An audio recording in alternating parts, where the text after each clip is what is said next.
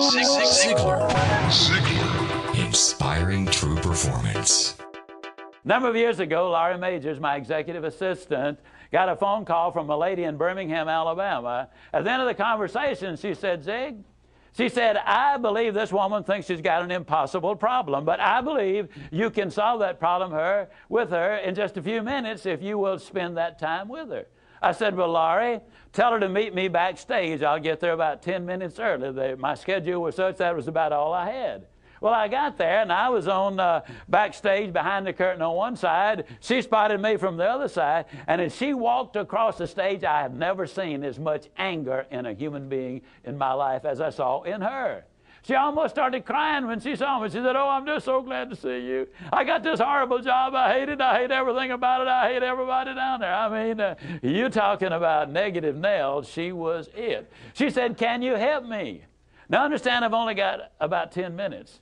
So I looked at her, and one thing I have learned, I don't do counseling, but I talk with a lot of people who do, in psychology, psychiatry, and the ministry. And they tell me that everybody who comes to you with a problem are not necessarily looking for a solution. I couldn't understand that for a long time. Why do they bring you a problem if they don't want to solve it? Well, I can tell you why. They want to tell you about it, you about it, you about it, you about it, and you about it. And if you foul up the deal and solve the problem, they can't tell you again, you again. They want the attention that goes with the problem, and every company just about it has that kind of an individual. They want the attention that goes with griping and complaining. Well, I looked at the lady, and it wasn't unkindly, but firmly I said to her, yes, and you know, ma'am, I'm afraid your problem is about to get worse. She said, what do you mean? I said, I believe they're going to fire you. She was stunned. I couldn't have stunned her more if I'd hit her in the face with a bucket of ice water. She said, fire me? Why on earth would they fire me? The inflection in her voice clearly said, they're the bad guys, I'm the good guy. Why don't they fire them and keep me? Have you ever noticed that people who are the problem never recognize that they are? They're in complete denial. They think denial is just a river in Egypt. Why would they fire me?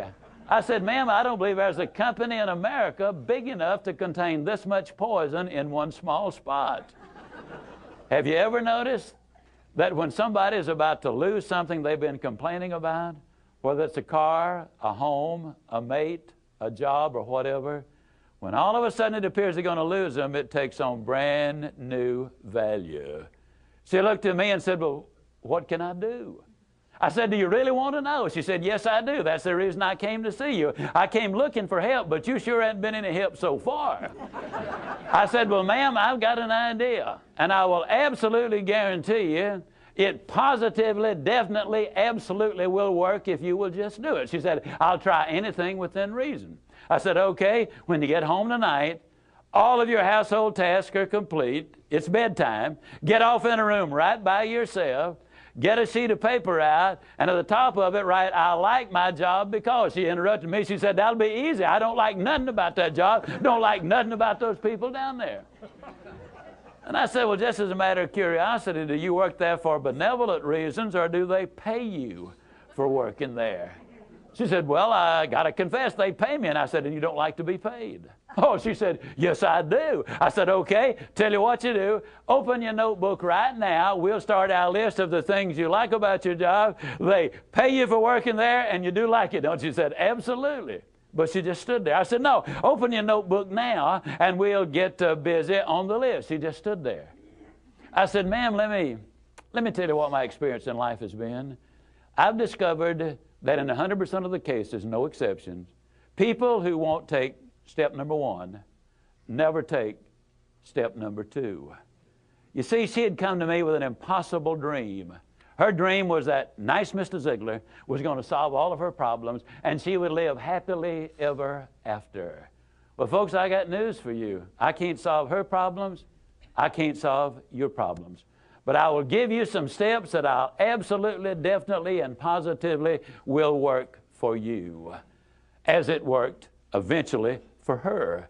I said, well, ma'am, let me tell you something. Unless you're willing to take step number one right now, it's been nice talking with you. She angrily opened her notebook. Before we got through, there were 22 things she liked about her job. Not only did they pay her for working there, they paid her above average.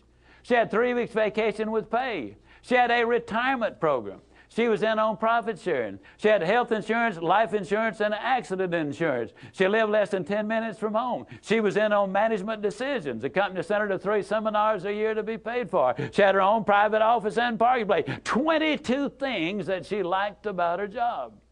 Now I said, ma'am, when you get home tonight, everything is finished. Get off in a room right by yourself.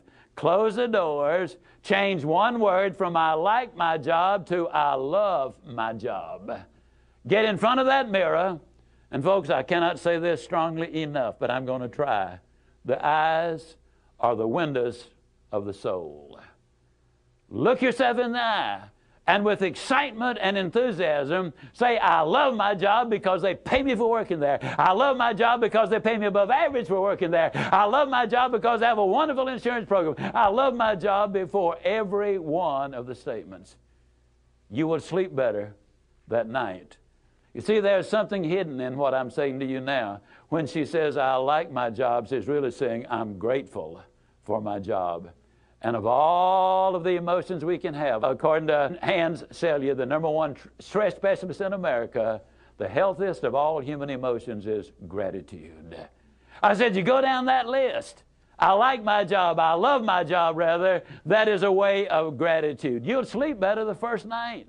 Tomorrow morning, when you get up, get back in front of the mirror just before you go to work. Get back in front of the mirror and repeat the process again with excitement and enthusiasm. I love my job because, and take the list with you. Because the reality is, you see, you will have started to change from a fault finder to a good finder. Some people do really find fault like there's a reward for it. They really do. Take the list with you, and you will be able to add to that list, absolutely guaranteed. Do this every morning and every night, and you will have an astonishing recovery from this advanced case of stinking thinking. Now, I didn't say that to her, but I'm saying it to you. That's what it was. It was an advanced case of stinking thinking. Well, 6 weeks later, I was back in Birmingham, Alabama. I was doing a follow-up sales seminar. Now, the lady was not in sales, but she had been listening to my tapes. She had been listening to Automobile University, and she had discovered that everybody sells. Everybody who will ever hear this is in selling. Whether you're a school teacher, a civil service worker, a military personnel, an executive secretary, it doesn't make any difference. What you do, you sell every day of your life. There she was at the sales seminar, seated on the front row, grinning so wide she could have eaten a banana sideways. I'm telling you, you're talking about somebody that was excited. She was turned on. I said, well, how you done? She grinned even more broadly and said, Mr. Ziglar, I'm doing wonderfully well.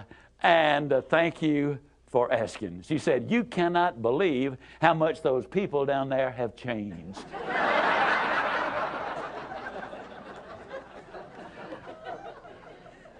I got to lay it on the line, folks. You're not going to change anybody else till you change you. Everything really does begin with you. Now, you see, the unfortunate thing, this lady had been raised in a very negative environment. First, her parents had told her that she'd never amount to anything. They said, you know, you're always late, you're always sloppy, why can't you be like your brother or your sister or whatever?